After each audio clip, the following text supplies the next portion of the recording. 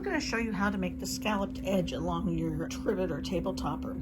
I'm about to start the first one. You want to just kind of scooch, is that a word? Scooch that up like that and until you like it. This is about, you can see 1 inch wide and about 1 inch tall there.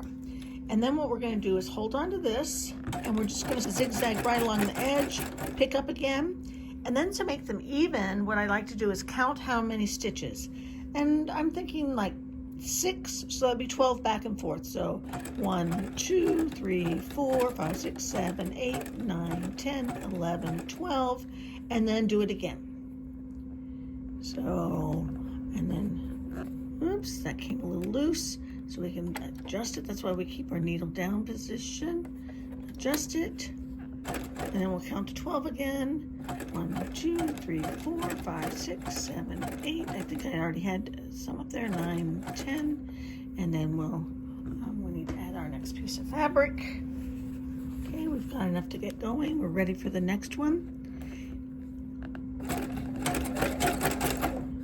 3, 4, 5, 6, 10, 11, 12.